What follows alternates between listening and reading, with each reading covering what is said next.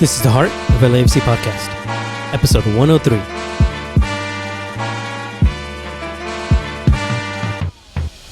The City of Angels is black and gold. You are listening to the Heart of LAFC podcast. And now, here are your hosts, Jerry Jimenez and Josef Zacher. What is up? Welcome to the Heart of LAFC podcast. My name is Jerry Jimenez, your host, your friend, your insider into the Los Angeles Football Club. Thank you for joining Joseph and I for episode 103 of the Heart of LAFC. Once again, here with the one, the only, Mr. Josef Zacher. What's going on, man? Doing good, man. Doing real good after this week.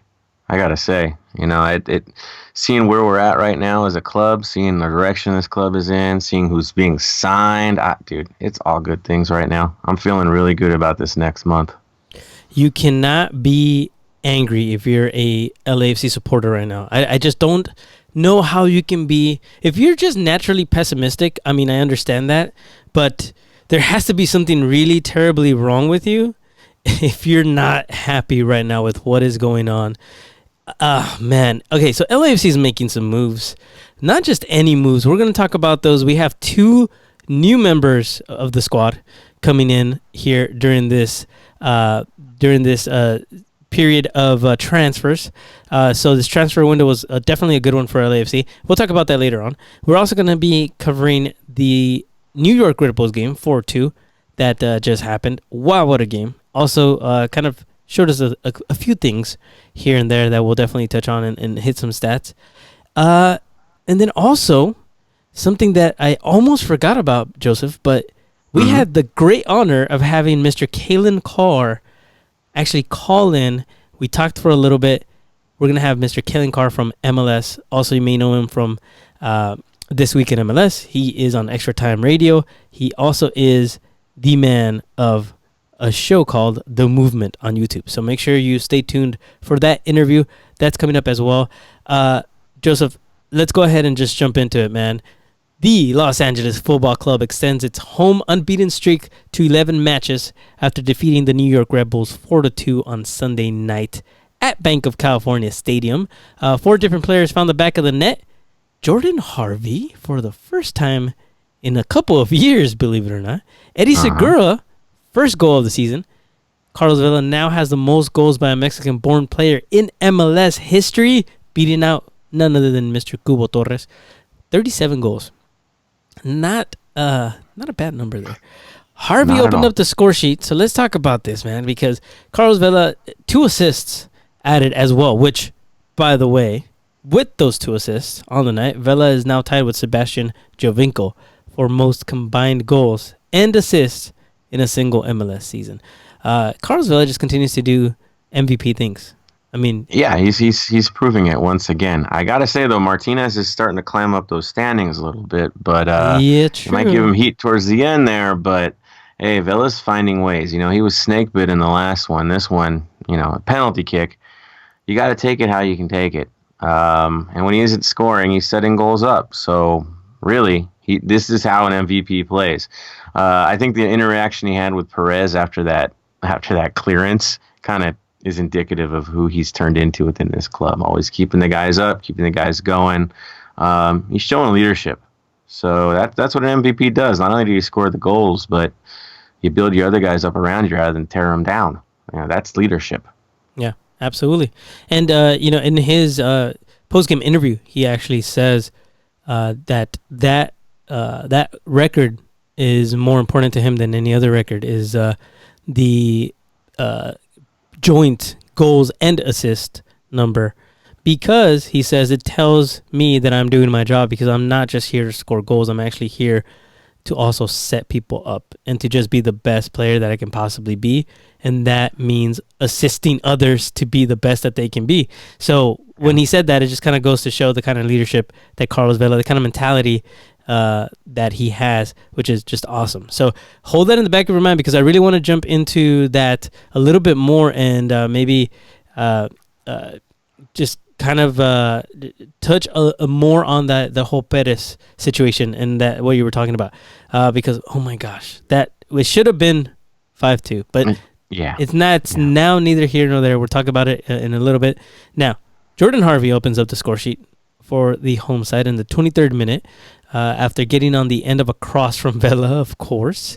Latif Blessing would then tally his second goal in as many games 2 minutes later, beating a Red Bulls defender to the ball, sending it past Luis Robles.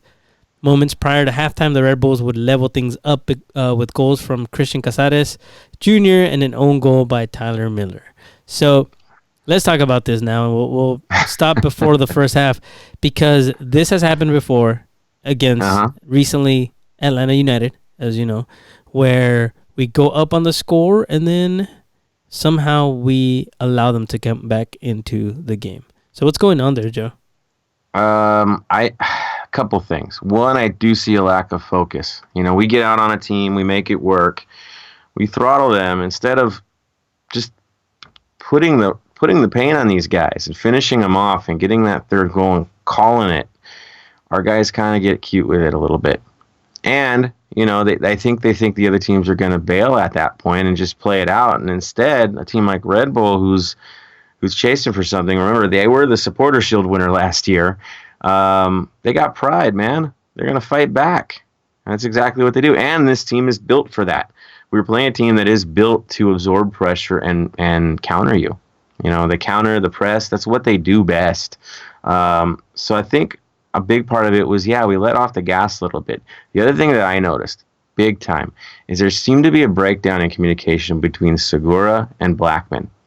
We're not used to really seeing those two together all the time in the middle, and to me that pairing just didn't work as good as it should have. There was something not quite right there. Not like, say, if Zimmerman's in there, of course, things are a different world. Even if Danilo Silva's in there with Segura, it's different. I think Blackman needs kind of more experience with him at that point. He works better with a Silva. He works better with a Zimmerman out there. Something that can keep his head straight. And I did feel at times that he was getting caught up too much and lost the signal to come back when he needed to. And it's just they weren't quite on the same page for the day. In terms of Miller and the own goal, I think every goalie's had a situation like that at one point where just the ball takes a funny bounce on them.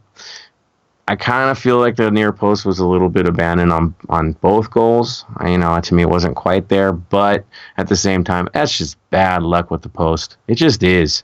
Yes, he was beat on the play, right? It hit the post. It got past him. But how many times is that bounce going to happen? It's an odd one. To me, the more of the story is the counter and getting caught on the counter and having the bad numbers, right? Not having the right guys back at the right time, and that's why we got scored on. That's simple. Yeah, I 100% agree with you.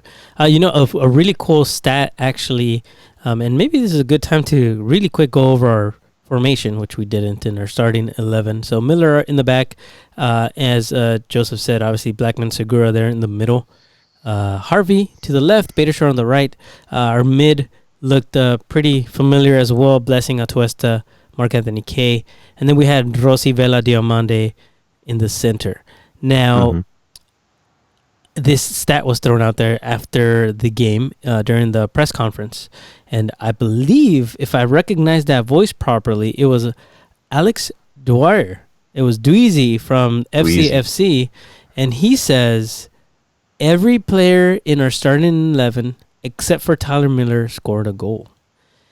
And every time he said that, it was actually to a couple of players. I believe it was first to Beitashour, and then the next one was to Vela. They both said, well, we need to talk to Miller about that. And what's funny is I actually texted him and I said, hey, I don't know if that was you, but you would actually be incorrect, sir, because in this game, Tyler Miller scored as well. So everybody in our lineup scored a goal. How about that? That's a painful way to get to that statistic, man. Yeah, I know. Poor Miller. Again, what could he do on that play? Basically nothing. It's a bang-bang play. But, it does say something that everybody on the field has had a goal in this season. That's insanely good. That's ridiculous. And maybe I should have pulled up our roster and just seen how many people just in our roster have goals? Because there's been Well, yeah, I mean, more look at this people. lineup. I'll throw it out there. It's right in front of me here. Silva, pretty sure he's got one this year. Ooh, let's check. Okay, so Yeah. Look here's what we're gonna do is you're going to no give goals. All right, no wait. Let's see. Okay. Just doing this on the fly, everybody. This is what we doing it on the fly. 3 matches, no goals. No goals this season. All right. So there's one. Let's see. Jakovic. Pretty safe to say. No goals. No Played goals. in only 3 matches. Josh Perez. No goals. He had 1 assist, so there's something there, but no goals. No goals. Lee Win. But can I say that he should have had 2 already? Easy. We all know he should have had 2. Easy. He knows he should have had 2. Lee Win.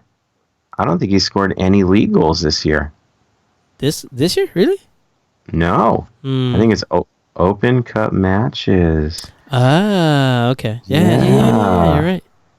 No goals. No, that's on, Lee. weird, isn't it? You just assume it, right? Yeah.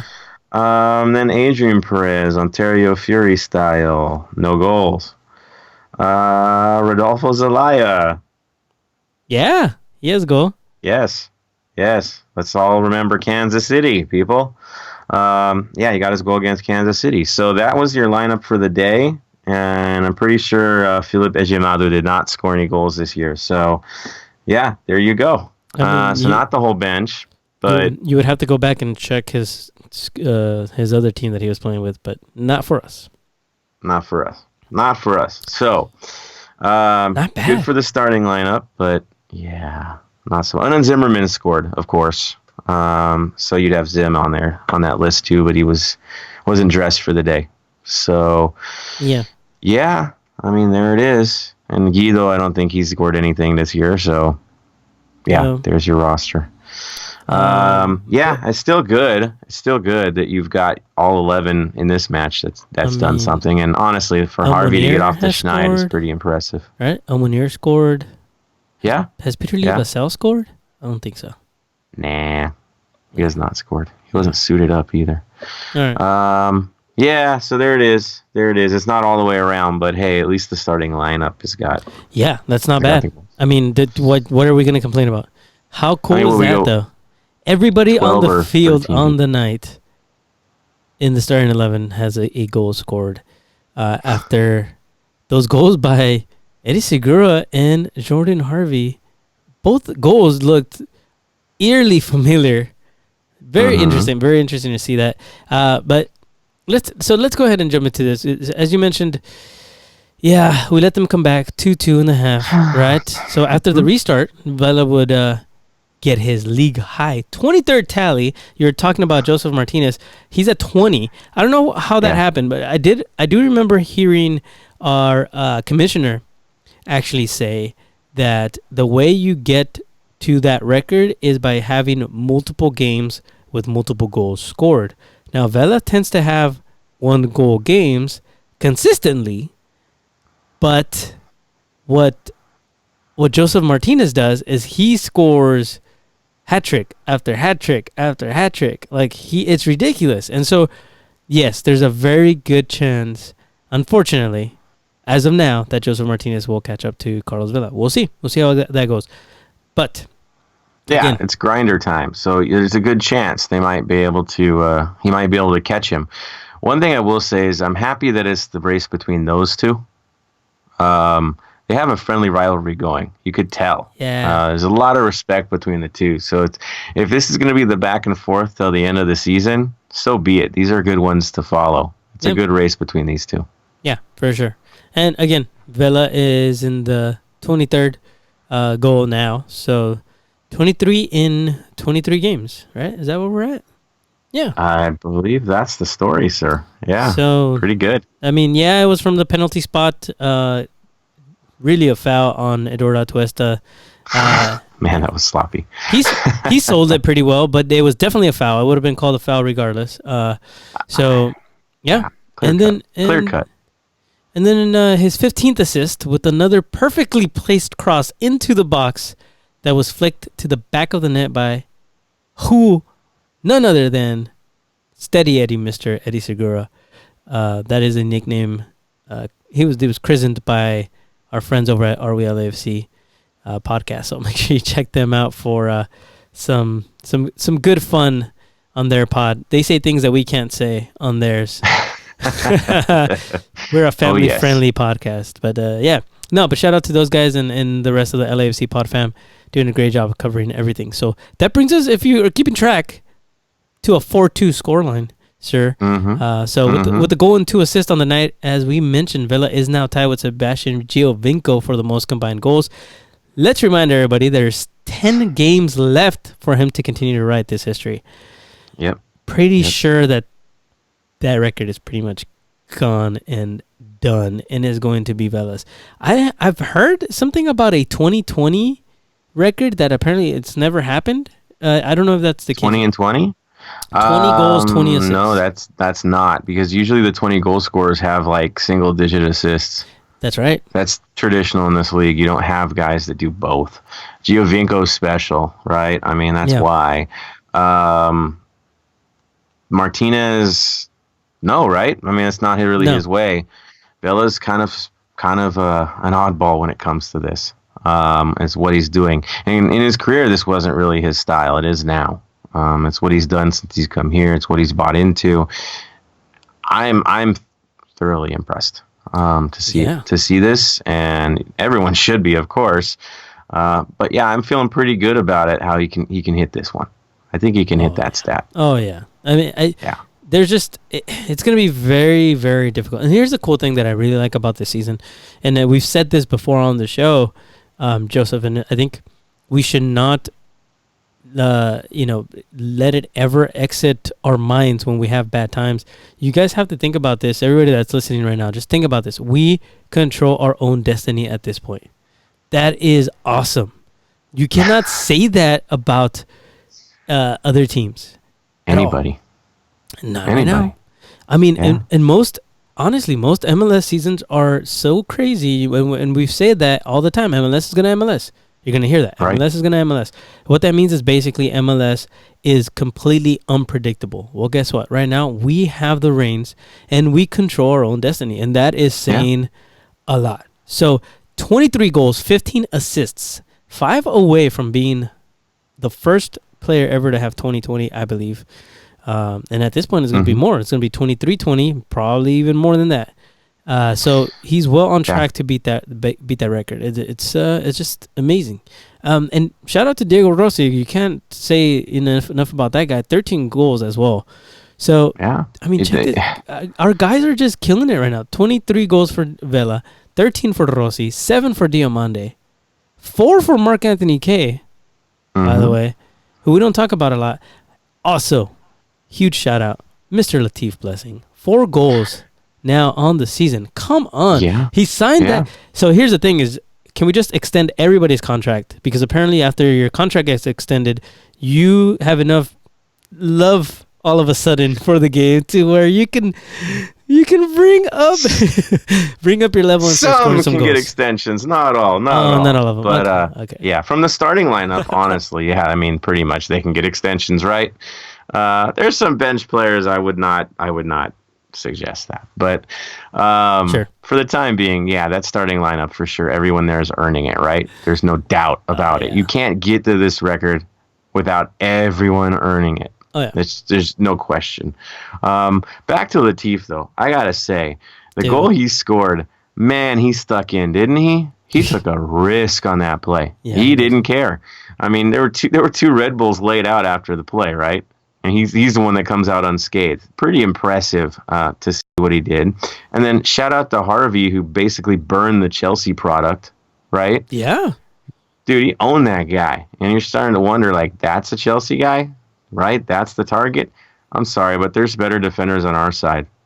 Straight up. What a pass. You just have, I mean, if you see the way that he looks over, sees where he's at, and just basically his body does this whole, like, he goes into itself and just hits the ball so perfectly and places it to where probably, honestly, Rossi probably could have scored that as well.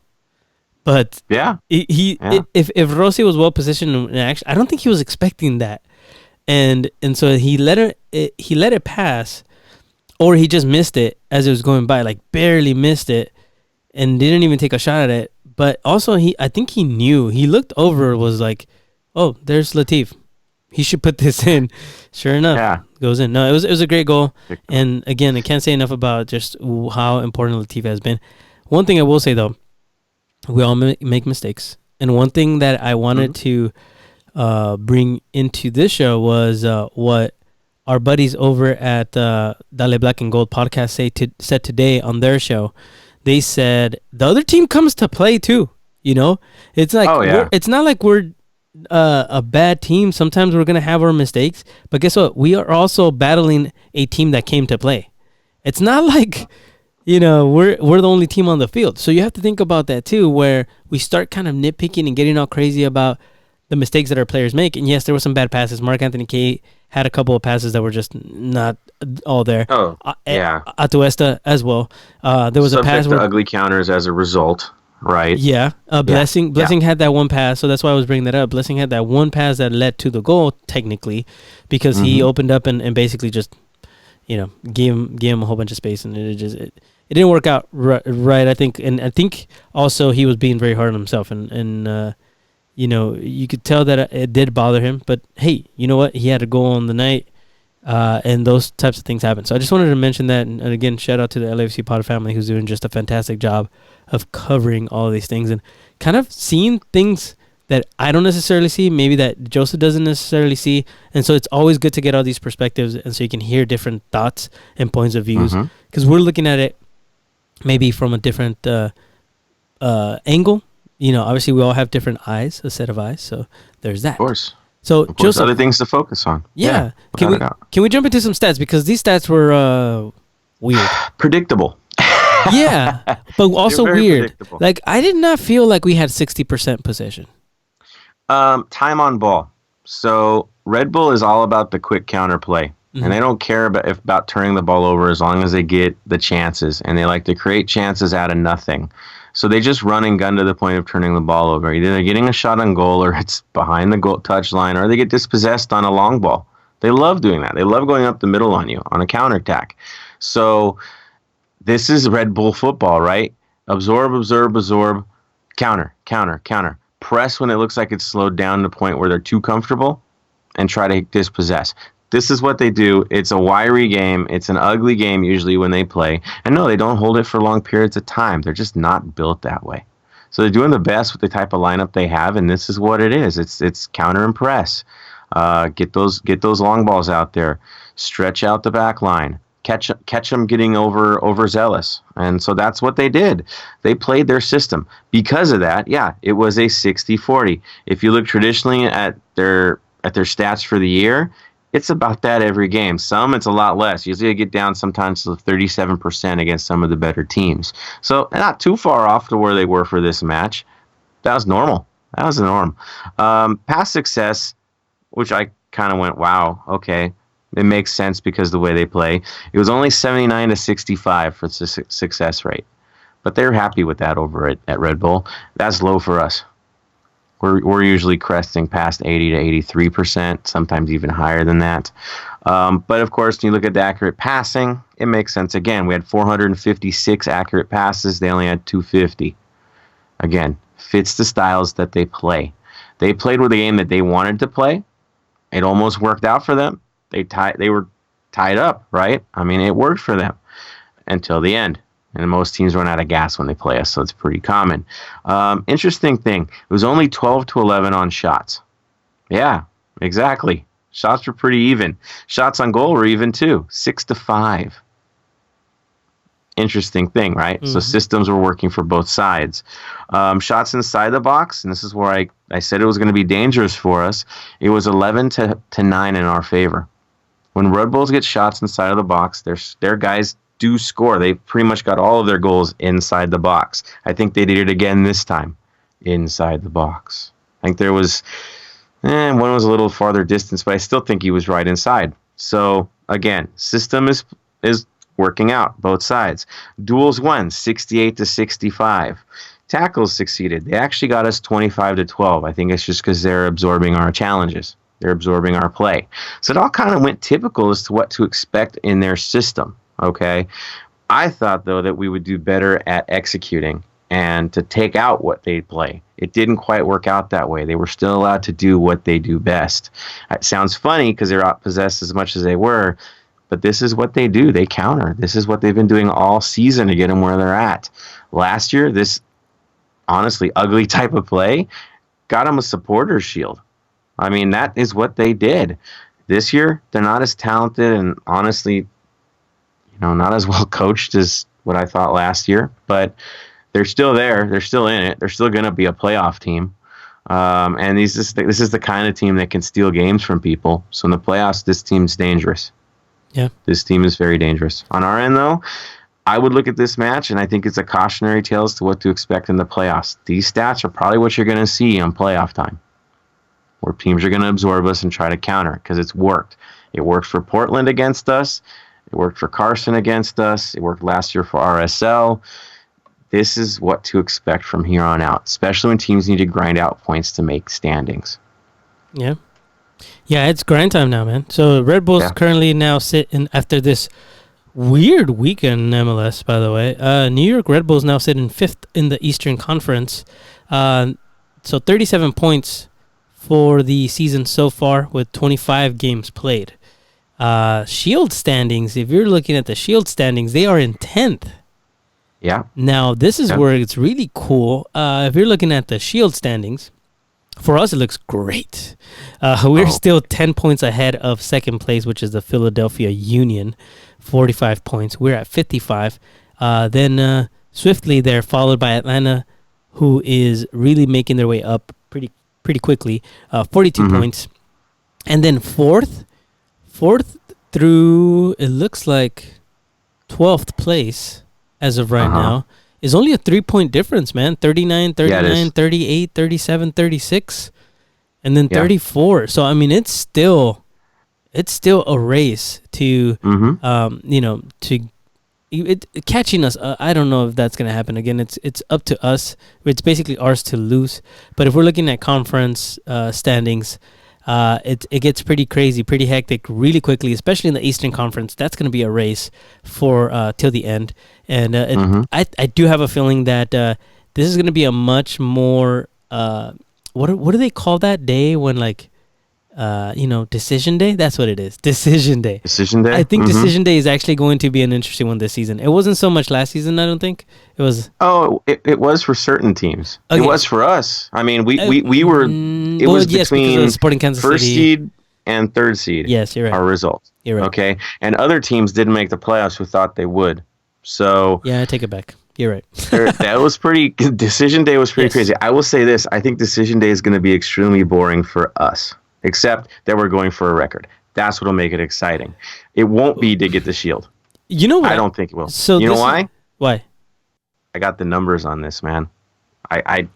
Yeah. You want to hear this stuff? Yes. All right. Let's numbers. So before you get into this, one thing that I was thinking is if I kind of like this because it makes it a little bit easier to try to figure out when we're going to be celebrating our supporter shield celebration, whether it's going to be at home or away, and then we can plan. I want to be there, and it's going to be very difficult. Plans are Minnesota, so we'll see. Maybe it's already. I honestly think it'll be in Philadelphia. You think so? Yeah, I really wish I would have booked the flight for that one. I think that's going to be it officially, but I can tell you that beyond official, I know magic numbers. Our magic number apparently to get the playoffs is 12. 12 points. 12? So 4 more games. Yeah. 4 more games, but that's assuming that the other teams chasing are going to win their games, right? Mm-hmm. Yeah. So I think 12 is going to kick out real quick here. Okay. In 4 at least. But here's the deal. All right, go. Go with numbers. All right. This is happening, dude. We're 100% in the playoffs. Oh, man. There's no way because of the teams playing each other, they're going to eliminate each other and basically take each other out. It's not happening. It's 100%. And you're like, how does that go? Go to sportsclubstats.com, okay? If you're a betting man, I'm telling you, this place, they get it right, okay? So looking at the breakdown right now, if you want to know our percentages for Supporters Shield, this is rather interesting. or we'll say playoffs. So right now it's got LAFC at 100%, Philly at 100%, Atlanta at 99.9, NYCFC 99.6. So those guys, it's looking pretty good for them. Let's see, division rivals. Portland is a 92.4% chance of making playoffs. You go down, Seattle's 88, RSL's 87, San Jose's 83, Carson 78, and Dallas 70. Of course, someone has to lose there, and Houston's only a 6.6, so we know how that goes. So it's going to be tight into the last day for the rest of them.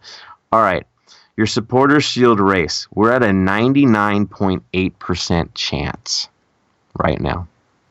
Wait, what? Combined 99.8% chance of making the Supporters Shield, according to the stats. Aye. It's not a magic number. I believe the magic number is like 25, but dude, that's combined with other results, and people have to eliminate each other, and there's a lot of rivalry matches, okay? If we get a result against San Jose, that team's out of the race against us. If we get a result against Carson, that team's out of the race. Even if you draw those guys, they're done. They can't catch us anymore. Yeah. Teams are going to eliminate each other if you look down the schedule. All right, so 99.8% chance. They're only giving they're giving a 0.1% chance for Philly to catch us, which I find rather interesting. So you're saying they have a chance. They're saying they have a chance. Yeah, well, okay. There you go. Why? Because strength of schedule, apparently. So Wednesday is going to be a very telling day because a lot of teams have to play Wednesday. And you're going to see it kind of break itself down. Yeah, I saw it. And there's going to be some good games, too, this Wednesday. So definitely keep your eye out on those. RSL and Seattle get to cancel each other out at a point, I believe. Yeah. Dallas and the Galaxy, are they playing? Yep, they're playing. Portland versus Chicago is playing as well. So, to me, Dallas and LA, or Carson, let's be real here. That one's a little bit telling because they're fighting for kind of the last playoff spot. Mm-hmm. Yeah. That's the truth, guys. That's not our world to deal with. So it's rather interesting to see where it's at. But yeah, we're getting this huge percentage to make it. I don't think there's much to say except that our guys need to maintain their pace and they're good. My biggest concern, I'll be honest with you, is not the fact that we're going to win a Supporters Shield. I think obviously the stats are showing we will. My worry is that we're going to not have an edge when it comes time for the playoffs because things are going to get secured too quickly. Well, let's talk about edge because we have two new players coming in that we have no idea how they're going to fit in and what kind of edge they're going to give us. So I would disagree with you. I think that there's a possibility. I mean, there's always a possibility, right, that they won't quite pan out. But I have a really good feeling about these guys, man. Really, really good feeling. But are we ready to move on past the New York Red Bulls? What do you think? The New Jersey, I'm so done with them. New Jersey Red Bulls. Oh, man, what a game that was. And you know what? Like I said, they did come to play, but, we still had their number. So, all right, let's move on from this game now. Let's talk about a couple of very interesting things that just happened. And by a couple, I mean a couple of players that actually came in now into LAFC. In this last game, actually the game against the Red Bulls, Mr. Brian Rodriguez, coming all the way from Peñarol in Uruguay, came and was officially announced and I should say not announced, but presented to the media. And this gentleman is 19 years old from Tranqueras, Uruguay. His playing position, according to Wikipedia, is a winger, but from what I've heard, he can actually play any of the three positions up front. And he has shown that he prefers the left side. However, and shout out to the Inside LAFC podcast with Max Bredos and Vince De Rosa. If you haven't checked that out, that just came out today as of day of recording. So go and check that out because they interview Will Kuntz and he goes into detail of how we landed Brian Rodriguez and even more detail and even more interesting story of how we got Diego Palacios, which we're going to talk about in just a second. Brian Rodriguez, going back to that. So a lot of people were, giving us a lot of negative comments thrown at us because of the perception that Brian Rodriguez hasn't had enough experience. He was in 2018, 2019 was basically his first senior year with the Peñarol team. He was his entire youth career he's been with Peñarol, but he's had 18 appearances, only 3 goals. And as a forward, you would think there'd be more goals. However, we've talked about this before on the show. Joseph, this guy is a setup machine. Yes, because he's played many matches in left mid, all the way on the outs. Okay, as a setup player, bringing crosses in that are button passes, man. Beautiful. Yeah, I watched a bit of his series against was it Fluminense for the Copa Sudamericana, and yeah, man, he was in the mid. He wasn't sitting up striker. They were setting him up out mid and bringing the ball back in again. Crossing stuff in, making passes happen. The thing is, though, in a game, he does switch up and he'll go to the other side a bit. He gets a little bit of freedom in these games. So it's rather interesting to see what he does. Because he's not always just, that's it, that's what I'm playing. He mixes it up a bit. He has the freedom to do it, which is amazing that a coach would allow that for a player his age. Yep. But he has that freedom and the trust of his team to do so, which they had with Rossi as well when he played there. Yeah, you're getting a very versatile player. That can play multiple roles. You could go striker if you need to be a striker. You can go on the wing if you need to be a wing. Either side, it all works. You want Vela to be the target man? That's fine. He'll take a side. No big deal. The kid has the talent. He has the versatility. He could play it with both feet.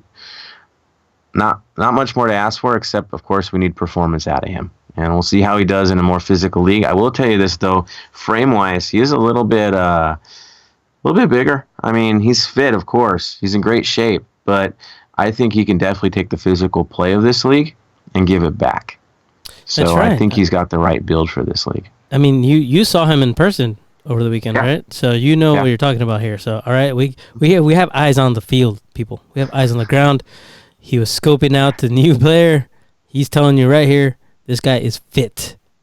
He's the real deal, guys. I don't think he's coming here to do what Horta did.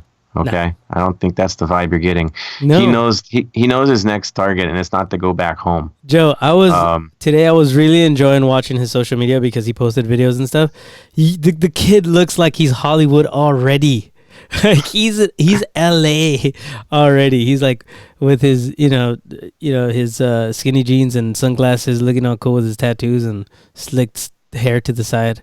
He's in, man. He knows. He has a mentality. And for those of you that didn't listen to the last episode, we were talking about how Diego Rossi's mom is actually his psychologist, right? And so helps him out with a kind of mental preparation. And so believe it or not, in Uruguay, they actually all have to, go through these mental exercises and kind of have that grown-up mentality. So you could see it from Diego Rossi. He is far wiser than his age.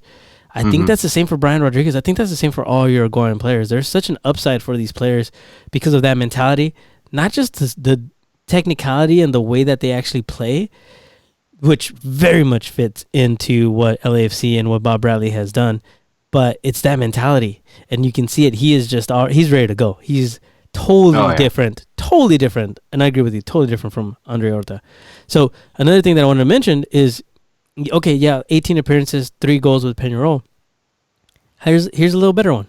He's been with the Uruguay U20 team, 19 appearances, 6 goals. Yeah. So again, it's maybe not crazy numbers that you'd want to see for like a DP signing that he is. He's signed as a young DP, but that is because there is something that our scouts have seen, which, by the way, if you listen to that episode I just told you about, you'll have a better idea on the mentality and what we're going for, and then you will be like, absolutely, this makes sense. This is exactly why we needed to make this hire. This is a hire for the long run. He's going to be here for a while. He's going to build value, and then he's going to move on. Guess who else is doing that? Diego Rossi. And his value skyrocketed. Brian Rodriguez is going to be no different. I'm calling it right now. I mean, I think we can all see that already, right? Yeah, I mean, Rossi's plan was a 3-year contract, which means usually by the end of your second year, either you're re-upping or you're moving on. I think we're seeing Rossi in his big moment here to win a cup. He wins the cup, he moves on. this kid takes over for him in his role. There's no question of that. But in the meantime, you got them both together. They know each other. Yeah, let the fireworks fire off, right? I mean, this is it. You got the fireworks now. You got the style. And now we're trying to talk about that next signing. Talk about an overload on the left side if you really want to have one. I feel sorry for any right back in MLS when these guys are all on the field at the same time. Yeah. They're going to destroy them. And if I'm looking at certain teams that we deal with in our conference, their weak points are on that side for the most part. So, yeah, this is going to be fun when these guys are all going at the same time. And, of course, youth wins the day. Youth can survive some horrible tackles, right? And can do some more things in the playoffs that others won't be able to do. That's right. It does keep our players fresh, and people can cycle in this stretch run. So, hey, Joseph, apparently we should have all, while we were watching all those other tournaments, like the Women's World Cup and whatnot, we should have been paying more attention to the U20 World Cup. I know, right? Because our second hire, Diego Palacios from Ecuador, 20-year-old, again, 19-year-old, 20-year-old. This kid, man, U20, apparently he was a huge standout. He was the only left back that actually stood out in the tournament. He started his youth career with SD Aucas in Ecuador, was on loan to Willem II, which is in... Tway. Tway. Sorry. Tway. That's right. In the Dutch Eredivisie. All right. And then we came in and swooped them literally in the last minute. And so again, check out that episode because they explain everything on there. But really quick, long story short, he was going to Barcelona B. He was in Barcelona, literally in Barcelona to do the paperwork. They had signed a gentleman by the name of Junior, right, to Barcelona, to the first team. Diego Palacios was coming into Barcelona B, so second team, and he realized, I think it probably hit him, that he was going to have a very tough time and it was going to be an uphill battle to get out of Barcelona B and into the main team. But if he took a different route and took the offer, by the way, $4 million is the number that was thrown out there by Will Kuntz. $4 million offer. Now, he's a TAM player, by the way. So, not a DP, going through TAM. And I believe it's $4 million spread out, and it was a 4-year contract that was offered to him. So that's why he's under that threshold. All right. So for those of you wondering, he decided, you know what, I'm gonna take this route instead. Do you think that if LAFC wasn't doing as good as they're doing right now, do you think that if we didn't have a fantastic leader in John Thorrington with his crazy PowerPoint presentation skills, that Diego Palacios would have ever chosen to come to LAFC over not only Barcelona, who offered him and he was there. It was Ajax, it was PSV, it was a few really big names. No, he was on his way, for sure. But in every one of those cases, you could pretty much guarantee he'd get signed by the bigger club and then loaned out. Yeah, and when you get loaned out, you don't know where the heck you're heading. He was going to get shelved, basically. Yeah, I mean, he'd be in their reserve, right? That's pretty much it. Nobody's watching Barcelona's second team. They're not. You watch the first team. You make the money on the first team. You come here to MLS, it takes off, everything works out, you become the next Miguel Almiron, right? Yeah. Get a big, nice contract, maybe straight into the EPL, right? Yeah. There's a chance of that. It seems to be a big thing right now, right? People are watching now in this league. People are mining our league now for talent, and top divisions are mining our league. So for him, better to get watched every day, get to be a star, get to do what you do in Los Angeles rather than some frigid backwater on a loan deal. Yeah, can you blame him? I can't. I know his fans back home are kind of thrown by it, like why? Yeah, you know? like why did you choose this club over Barcelona or over Ajax? Or yeah. They're thrown, they but don't I get think it. he sees the opportunity. Dude, here's the other thing: is apparently the Barcelona B coach is really upset. Yes. Really upset because He's like, okay, so you guys just came in and basically took my left back. So what am I gonna do? And this was like literally last minute, right? So, I mean, that's crazy. LAFC is now like, I mean, and Dude, we just went. we We went haven't arrived. gangster on. Think about it. We went gangster on Barcelona B, and also we basically jacked Rodriguez from Udinese. That's right. So here we go, guys. Our team's getting a little swagger here. Credit to Mr. Thorington for doing this. I gotta say, I wonder if he watched that game where they played against each other, the under 20 match. You gotta wonder if he watched that and went, "I'm gonna take the two guys that stand out most in this thing, and they're mine." Yeah, no, it's they kind of funny. Definitely did. You know, they watched that game. That's so crazy. So again, Diego Palacios, if please do yourself a favor. If you want to just get ridiculously excited to the point where I'm at work watching this, don't tell my boss, and I got goosebumps watching this guy because you automatically see how perfect he is for our style of play. It blows my mind because it's perfect. It's exactly the type of player that Bob Bradley wants. Exactly the type of player. Like, he doesn't even look like a left back. He looks like a forward. It's so crazy what a good left back he is, how fast he comes back, the balls, where he places them. He just plays with such ease, and it's just finesse. It's fantastic. So please. His tackles coming from beautiful. nowhere and just if you guys thought robs Simon people. had good tackles, you should see This guy kid. flies. My he goodness. flies in, and then the crosses are quality. Like, you know, if you thought Vela was getting good service already from the outside, just wait. Wait. This is going to be pretty. It's the gorgeous football that Bob's always wanted on the front foot. We all know who's playing there now, Harvey, who's been doing a good job. But we can identify certain matches where the speed aspect came in, where he had to kind of clean up a few of his own messes. Well, now you have a guy that is quicker, can play a little bit more physical as well, and is a little bit more on that front foot to get the cross in, or even beat the guy in the corner, go around the corner on a player. That I don't think Harvey's going to even make the move. It'll be more of a combo play to get through them rather than just do it himself. So it's an extra element from this player that we get, and it's good. It's great for what we're going to do. It's exactly what Bob wanted. He wanted to have it where you basically pressure a team into making mistakes and basically running it. Now you have it on that side. We know who can do it on the other side, right? Beta does what he does. Blackman's showing it on the other side as well. So weapons from everywhere, distribution from everywhere. It's good. Yeah, can't complain. If you go to Transfer Market, which I love that website, it's pretty cool. It hasn't been updated yet to his new club. So Transfer Market, if you're listening, go ahead and change that, please. He's in LAFC now. He's no longer in SD Alcas. Okay. But his detailed position says main position is left back. Other positions says left winger. So again, another player that is versatile, that can move around.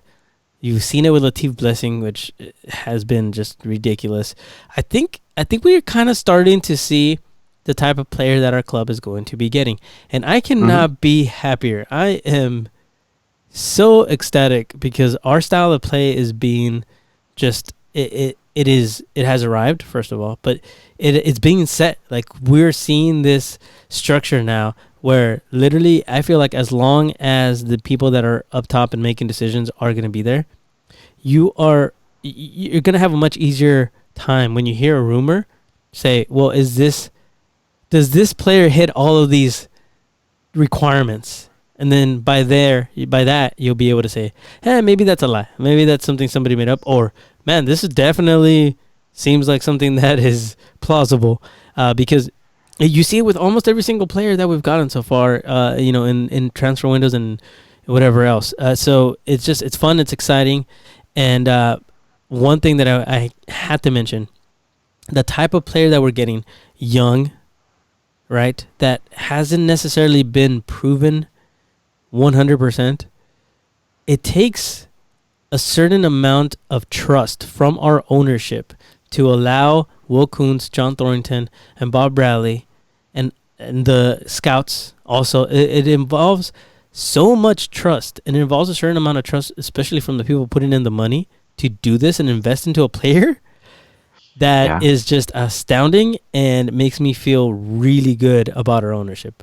I just wanted to say that because you cannot take that lightly, guys. It's really exciting, and it's just I just don't see how people would ever, especially right now, would be negative about this. Like, it's just good times to be a black and gold right now. Yeah, it makes you laugh now when you hear about the kind of older player rumors, like, oh, they're going to bring in this old star and might play a couple more seasons at LAFC, No. twilight of his career.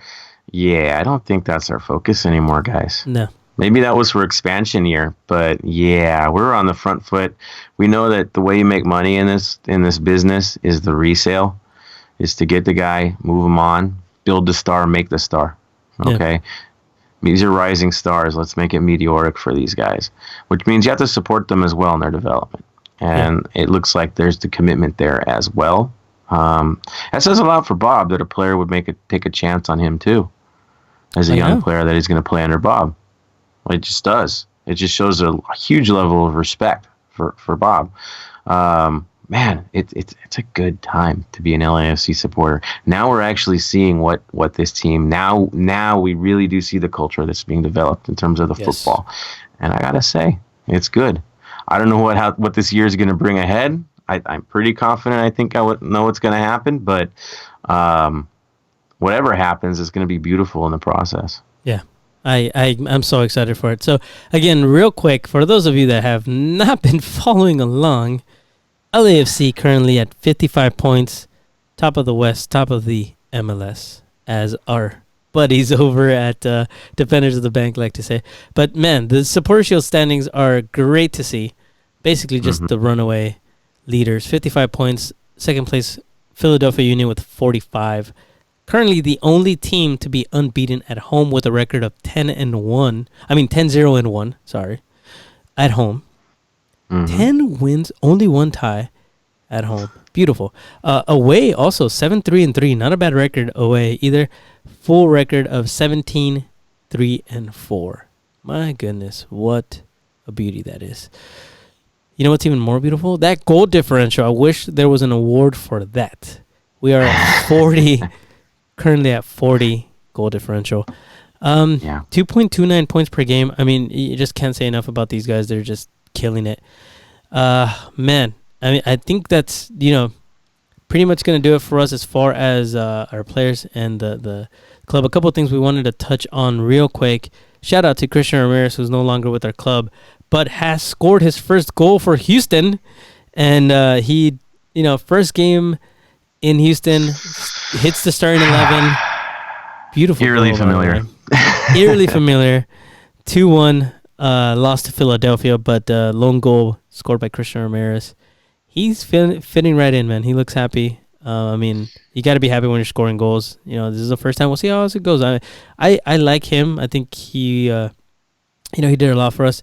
I don't think he did enough to keep his place, unfortunately. But, we wish him well, and we'll definitely keep up with him. Any thoughts on Christian, Joseph? Nice guy, cool family, hometown kid. I wish it would have worked out better, but it simply didn't. For what we're looking for, it didn't match up. His pay rate was basically over $600K a year. Yeah. For that kind of production, for that kind of pay, you got to get better production, and the sure ones have to, of course, go in. And I think for what we're demanding as the Supporter Shield contender, shooting for records, it's got to be better from the middle. And those on the team have proven that they can do it. Now that we brought in another attacker, somebody had to go to afford this, and it had to be him. On Houston's side, look, he finds a team he gets to play for consistently. In terms of his career, it's probably a better situation for him. He's going to get more minutes there. It's a team that's on a playoff push trying to scrape in. They're on the outside looking in. Earlier in the year, they didn't look like they were on the outside looking in. They looked like they were going to be there. So good luck to him. We'll see if he makes it. I believe we do have to play him. Right? Oh, down the line? Yeah, we do, actually. So that should get a little bit interesting as well. But yeah, good luck to him, except against us. Yeah, we play him in late September, actually in Houston. Oh, I'm sorry. Yeah. No, at home. We play him at home. that's Cool. home. Yeah, so he's coming back into town September 25th. I was reading that wrong. I apologize. So, yeah, and with that being said, so we do face Real Salt Lake coming up here on Saturday, and then San Jose Earthquakes right after that, and then the Galaxy at home again. So, San Jose is at home, and then Galaxy at home, August 25th, which, by the way, mark your calendars because I will be there Sunday, August 25th. My son and I will be there for that game. So make sure if you see us, come say hi. It'll be nice. We'll have some tacos and some beers before the game. My birthday is on the 26th, and the game's the 25th. So that Monday. So that's why I'm able to go. So come give me a birthday hug if you see us. So mark your calendar. We're gonna be there. Alrighty. Let's see. One other thing that we really wanted to talk on, and we're going to close off the show with this because we're running out of time. Okay. But something that's very, very important to the 3252, to all the supporter groups in general. This was specific supporter groups. Each did their own thing, by the way. This was not officially like a 3252 thing. Everybody just in their own supporter groups decided that they were going to support a united front, which is a stand for anti-fascism, and just racism, and basically making everybody feel welcome. There's been quite a few instances going around in the league. The league themselves, unfortunately, has come out and banned any sort of political statements from appearing in a stadium. Meanwhile, selling jerseys that are military related, which makes no sense to me. However, with the current state of the United States and everything that's been going on, I think that it's really, really important that you voice your opinions. And supporters have never been just about supporting a club. It's been about supporting the community. And along with supporting the community is supporting a united front that we all agree is it's worth supporting, and it's worth getting kicked out of the stadium for, apparently. Joseph, do you want to go into a little bit of detail of what I'm talking about? All right. So this really took off up in Cascadia. Okay. Both with Portland supporters and Seattle supporters who were flying the Iron Front flag, which historically is an anti-fascist logo. And it represented a group that was actually banned by, that's right, the Nazis. So basically it's standing up to fascism. It's gotten a label, which is really odd, of something that it is not. And the league, as a result, out of pretty much fear, felt that if those were flying, that it would attract the counter, which for the most part is the Proud Boys, and fascist, racist elements to try to intimidate to get it taken away. So out of fear, they did the bidding of those guys by basically banning it, saying it's simply political speech rather than really what people are bringing up for is human rights. It can't be hard to stand up against racism, right? It can't be hard to stand up against fascism. We kind of fought wars related to that. In both cases, the end result is death and fear and hate, and you got to make a stand, right? And I don't think it would have blown up the way it is, but because of the censorship, it happened. So across the league, in a showing of solidarity, through, of course, the ISC, individual groups have put it upon themselves to take the risk and stand up to the league rules and express their feelings, seeing that we're in a really dangerous time in our history where things could go wrong very quickly. These groups have decided to take a stand and take a position, and so that is what has happened. Sadly, Atlanta has had a terrible situation come of it. Some places, of course, you've seen bans, people get exited from the stadium. Theirs got physical, and where security got into physical altercations. People got arrested, held, detained, roughed up, and are now facing bans. Some potentially a year.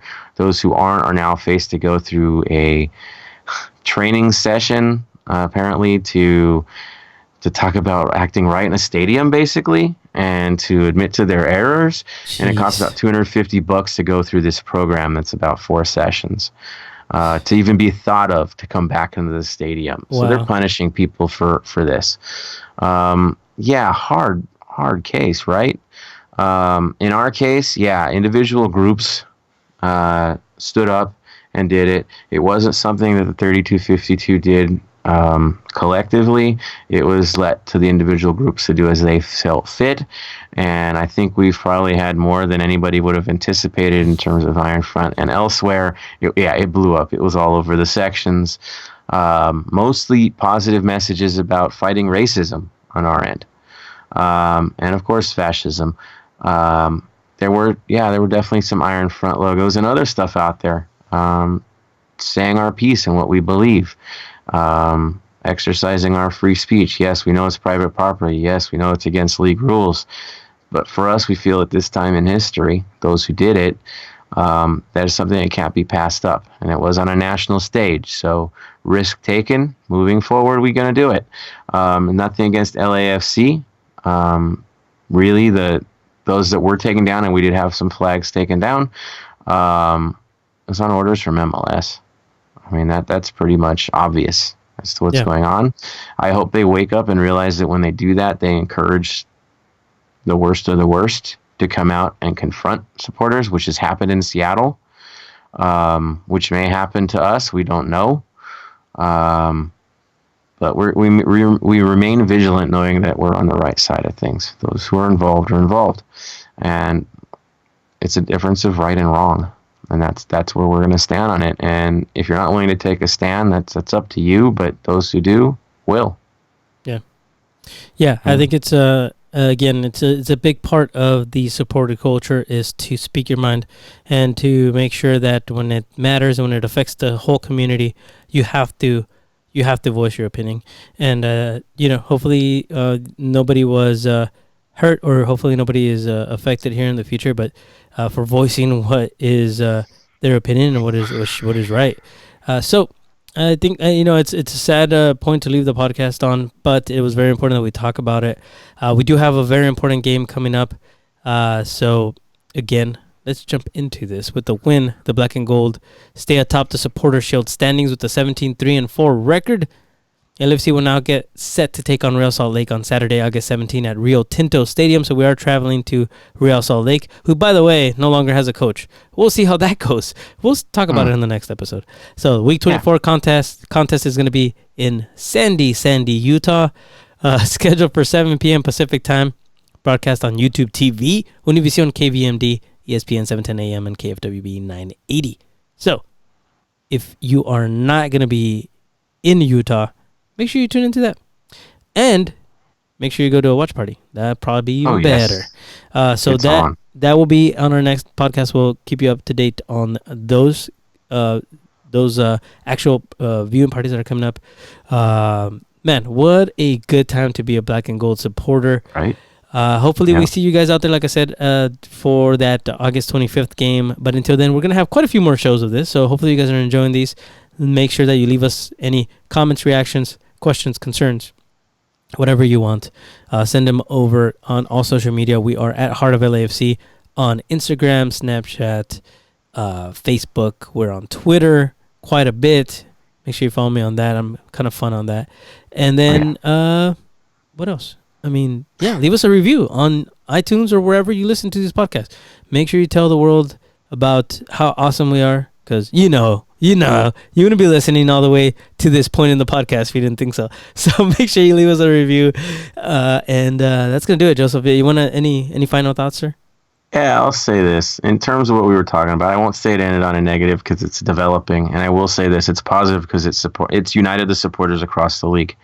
We might be after each other's throats when it comes to actually the football itself, but outside of it, we've made a lot of friends in the last few weeks, more than we ever thought we would, with visiting support and all. And so, if anything, it's made supporter culture stronger in the United States more than anything else. Yep, there you go. On that note, great note to end episode 103 of the Heart of LAFC. Thank you so much for listening. For Mr. Joseph Sacker, my name is Jerry Jimenez, and you have been listening to the Heart of LAFC podcast. stay golden.